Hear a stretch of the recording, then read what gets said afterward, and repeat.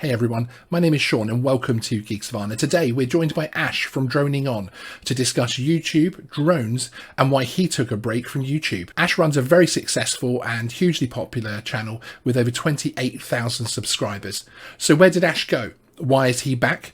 And why does he think he has the right to police other creators' content on YouTube? Let's find out. Geeksvana is your drone channel. Hey Ash, thanks for joining us today. How are you? I'm very good, thanks. Thanks for having me, Sean. Hey, no problem at all. How is it that you got started on YouTube? So basically, we started with a crowdfund project called Xano, and it was an absolute disaster. Thousands of people were left without money and struggling to get their funds back, having invested in this quite at the time very innovative drone, the first tiny little GPS drone with a high resolution camera. But effectively, it didn't deliver, and the campaign closed down. The company went into administration. They were held to account for this, and then disappeared.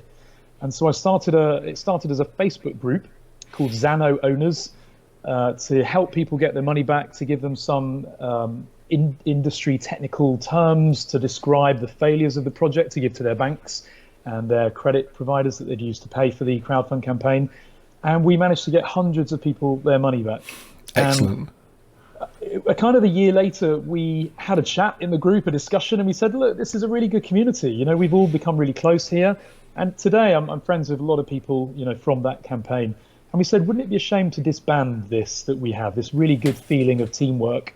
And so we said, let's name this what we've made. Let's name it into something. And I ran a poll to ask the members of the group, you know, what should we call it? And I put some options there, and people voted on them. People suggested other options as well, and we've eventually decided on DroningON, and we kept going. And then companies started noticing the videos and offering to send products for review, and it got very exciting. Why do you think the crowdfunding side of things seems to be so popular on the side of drones? Yeah, and this is a real frustration that I have. People want to be first. And my slogan with regards to drone crowdfunds is there is no advantage to being first, because you are simply a guinea pig. You're a tester. You will end up with a beta product without question. And you often find that in a crowdfund campaign, the product delivered to the first wave is far inferior to the product that ends up on a shelf. When did DroningON start to flourish as a channel from the point of view of your breakout moment? Do you remember your breakout moment where things really started to kick off? And this is the funny thing about YouTube content channels. And I will say as well, just to address your point about calling mine a large channel and yours not a large channel, it's not about quantity, it's about quality. And there are channels out there like yours, which have just over 1,000 subscribers, which deserve 10,000 subscribers.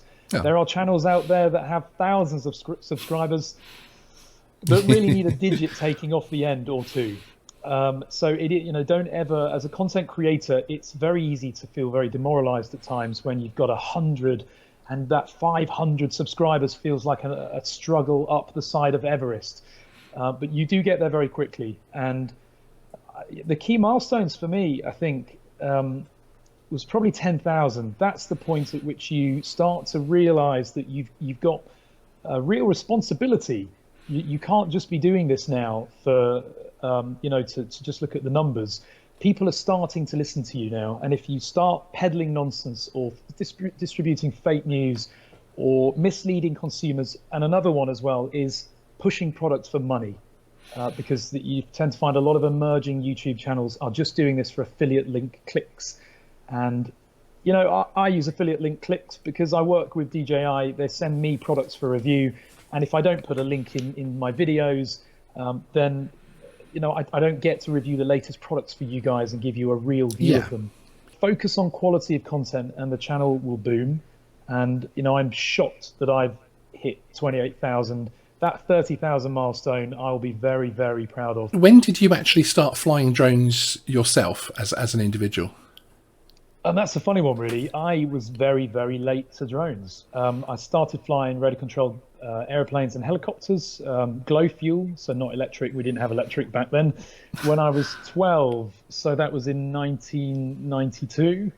And I flew fixed wing, biplanes, Wow. ducted fan, delta wings, so wings basically, and a bit of everything really. And the benefit of doing everything means that you really understand the dynamics of flight, because flying a helicopter is very different to flying a plane, and flying a plane is very different to flying a wing. It's nice to have that foundation and then move into drones, because you understand how different a drone is.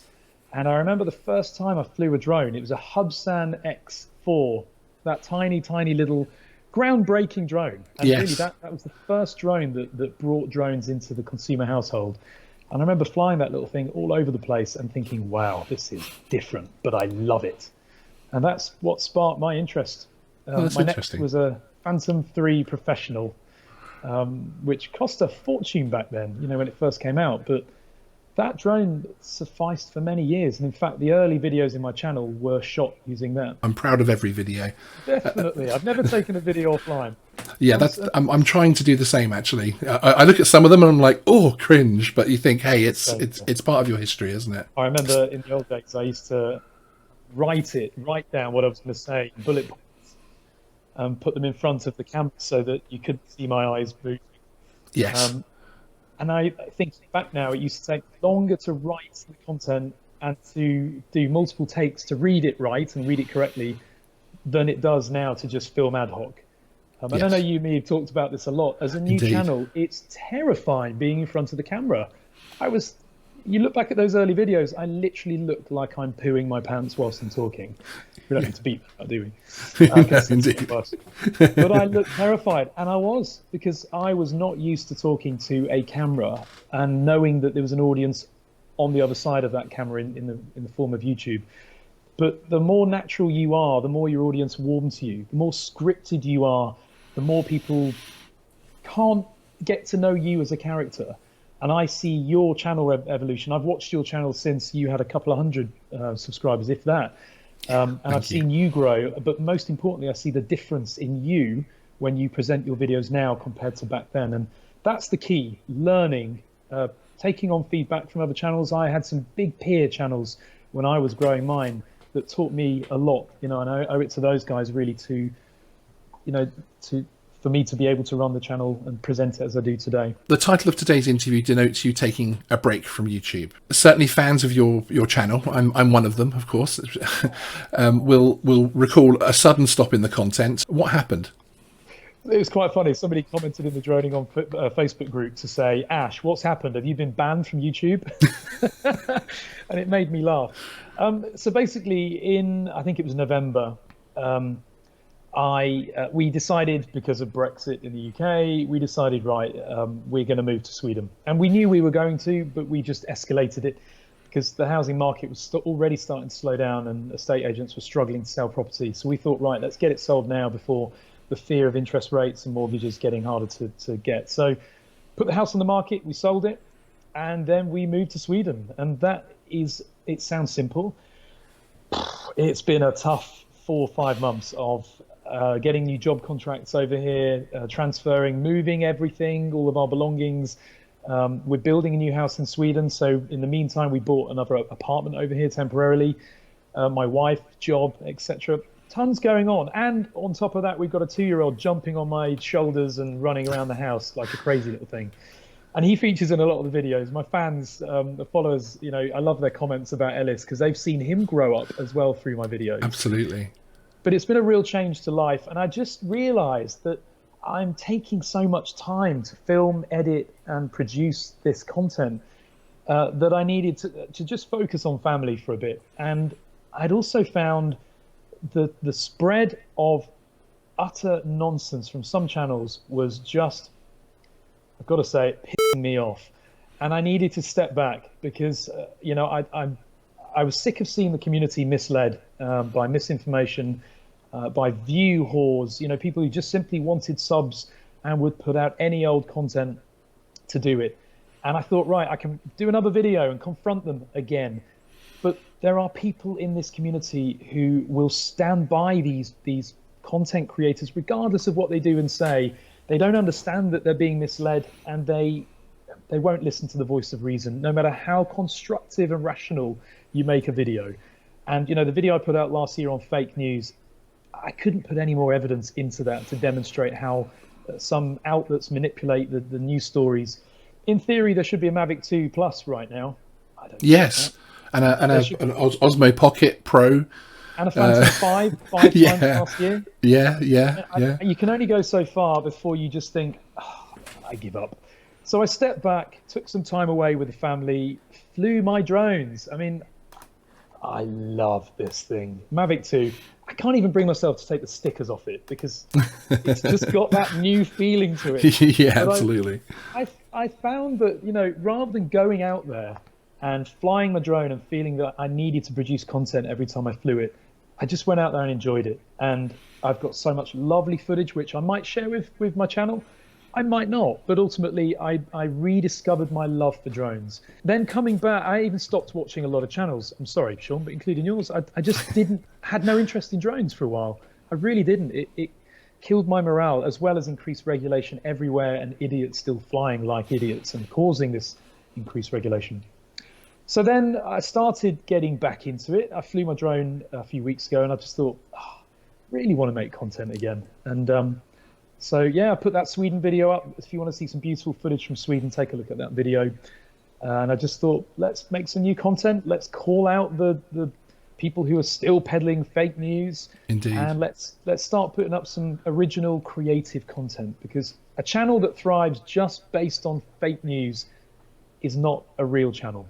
In your latest video, you have a little bit of a poke, shall we say, at some of the channels which you feel are creating the wrong type of message as far as leaks and rumors, etc., are concerned. What is it about leaks and rumors that gets you so passionate? So there are a number of things here. The first one is somebody who genuinely knows something doesn't need to speak to a source who has 3 sources. That becomes third-hand information. That has to make you a little bit suspicious, And I don't want the community being misled. I don't like that at all, and I genuinely feel passionate about that. So that's the first point. The second is when people think something new is coming, they stop buying. And that impacts the vendors, it impacts our hardworking DJI distributors severely, to the point that I know 2 DJI dealers very, very well. They're UK based, and they actually commented that people are coming into their stores and saying, when's the Mavic 3 out? And they'll say, well, it doesn't exist at the moment. There may be one in the future, but it doesn't exist now. Okay, well, I'll wait for it to come out. Bye. And off they go. That vendor loses out on that sale. And it's already hard enough for these kind of guys in the RC market. It's been hard for them for years to stay afloat. And one day they will just shut their doors because everybody's waiting for the next big product. So it leads into false expectations. And then we've got the types that are promising specifications which are just fake, and they're guessing. So, for example, one online publication, which you'll all know, ends in DJ, said that the Mavic Mini was going to be 4K, which it is not. So you've got people that could have gone out and bought something else, but they're waiting for the drone because they're told it will be 4K. Not that it might be, we think it might be, but it will. Nobody has the right to mislead the community in that kind of way, and I just want people to be real.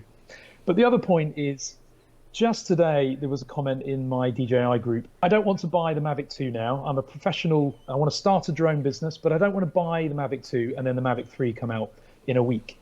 And I said, well, what do you need? Do you need 100 megabits per second bit rate? Do you need 4K? Do you need something that's compact and flies for just over 25 minutes? Yeah, okay. Well, then buy a Mavic 2, because you can go and buy it now. And whenever you buy anything, this TV we just bought, I bet you there's a new model out. But do I care? No. That thing's OLED. It's bloody massive. And I can watch Netflix on it. Do you feel like it is your job or any YouTuber's job to tell other YouTube creators what they can create? And that's a really good question. And it is something that comes up a lot in the comments section, saying that, why are you telling other channels what content to produce? Well, why should other channels have a right to tell consumers what they think is coming, and yet nobody's allowed to question that. If we didn't question things in life, we would still think that the world was flat. Some people still do. We would still believe a lot of things, that like we should be drowning women because they might be witches. We should be, that kind of archaic legacy that we have in the world, in our world history. And so I feel that, if I see something that's not right, I have a right to also say that that's not right. And nobody need believe me. Nobody need believe the content creator that I'm questioning or challenging. But ultimately, it's about giving two perspectives. And if somebody puts out a video saying breaking news, Mavic 3 is coming, and I know that it's not, then I need to do something about that. I feel a responsibility. And if I don't, then I think I'm being negligent. For the same respect that if I see somebody outside about to commit a crime that's going to affect other people, I could sit back and just carry on watching TV, or I could call out that crime and warn people that something is going on that's malicious. And so, yeah, you could argue I've got no right to do it, but somebody that's talking nonsense and lying and giving mistruths just for clicks and subs also shouldn't really have a right to be doing it. It's an interesting challenge. You have some excellent relationships with manufacturers, DJI in particular, that an awful lot of channels far bigger than yours are very, very jealous of, as they should be. So as someone who has such involvement and gets their hands on products prior to launch, what do you think of another one of the recent growing lines where people almost believe the manufacturers themselves are intentionally leaking products? And I think in particular, this accusation has come out an awful lot with the Mavic Mini, because there was just so much of the Mavic Mini out there that people do now start to believe that actually the manufacturers want the leaks. It's almost part of their market research. What would you say about that? I say nonsense. In every organization, there are negligent people, and there are also people in many of these industries who are perhaps not highly paid, who are just assembly line. They have no real commitment to the company or the organization, and they get an offer of cash, or they know that there are outlets out there that will pay, and they leak something. So DJI and other manufacturers that I've worked with do not intentionally leak data such as that we've seen so far, at least. So many of the leaks with DJI over the years have been purely accidental, not intentional. And as a tester under NDA with DJI, you get, for example, the Osmo Pocket, I had many months, 2 months, 3 months before it launched. You are under strict instructions not to show or demo that product to anybody, not even your family. And the paragraph in there states even that you must be careful when you're out and about testing it. I remember filming my Osmo Pocket reviews, which were, really popular videos. The first one that went live just after it was announced, and I remember testing it. I went to Oslo, to the middle of nowhere. I was there for work, luckily, but in the evenings I literally wandered as far as I could from everyone to test that as discreetly as possible. And because I know that if it only takes one person to see it, that knows DJI, knows something's on its way, and to take a photo of you, and you are in massive trouble. So I don't agree that these leaks are intentional from the manufacturer. Okay. I agree that it does them a massive amount of help in some respects, but on the other hand, it also massively damages them, because a lot of people saw the early shell photos of the Mavic Mini. And I said at the time, I've got no doubt that this is a prototype or something that might be the Mavic Mini, but it didn't have a USB-C port on the back of it. And for some consumers, that would put me off. I don't want a product that hasn't got USB-C now. Yes. I want the standard. I don't want There was also rumors that it was going to take the vaping batteries, rather than a dedicated battery pack. Again, that's something that would put me off, having to insert 2 batteries. So these early leaks lead to guesswork, which is inaccurate, and that can put people off buying a product. We're entering a changing landscape for the RC hobby as a whole, and for drones in particular. Where do you see things in 5 years' time? I knew you were going to say that because I've just shot a video yesterday that I need to edit on this exact topic. What is next? Fantastic. Now, some content creators have put out videos about what's coming new in the drone market, and all they've done is incremented the digit at the end of each drone that already exists. So, Skydio 3, the Autel Evo 3, Mavic 3, Mavic Air 2. But we need to be more creative and innovative than that. We need to think about features and functionality, not just about incrementing a model number. I do have a video coming out about it. I've often been sat there thinking, wouldn't it be great if my phone, I could just throw it and it would hover and take a photo of me and then come back and just land on the table. There was a hoax video that went out with that concept 2 years ago. And I thought at the time, that's not possible. But I think in the next 5 years, something like that might be possible. Because what we look at today and take for granted was a dream 10 years ago. How do you see the future direction of DroningON? Where do you want to take the channel next? So I started my channel largely reviewing products because they were being sent to me. I remember at one point I had a pile of boxes so high in my spare room. Don't remind my wife about that, that I had to get through. And I spent a whole weekend reviewing and opening them all and putting those videos live. But I started to tire a bit of that. And so I stopped actually, the TV's switched off. Oops, there we go. I stopped actually reviewing drones in the end. I mean, budget drones. But I will still keep working with companies like DJI. During my time out, I basically said I don't want anything because the time it takes to review a brand new product is so significant compared to a product that's already been reviewed by everyone else, because you don't need to go into detail if it's already been reviewed by 20 other people before you. But when you're the first to review something, trust me, you're working day and night, and it's hard work. But I will still keep doing that because I love innovation. I love being the first to get these new products.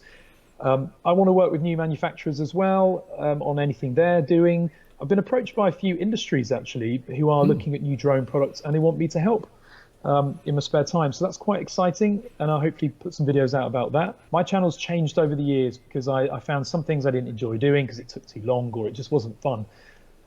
But don't do stuff just for the sake of subs and views. Do it because you want to do it. And over time, you will find your niche. I don't mean you, because you've already established a great channel, but for people starting out now, indeed. Subscribers, everyone finds their own niche. Thank you very much for joining us today. Everyone go subscribe to DroningON. If you haven't subscribed yet, there's a link in the description, so get over there and subscribe. If you like Geeksvana's content, you will definitely love DroningON's content as well. It's one of the channels which has made an impression on me as I grow my own channel. So thank you very much for joining us. Good man. Please remember to like and subscribe.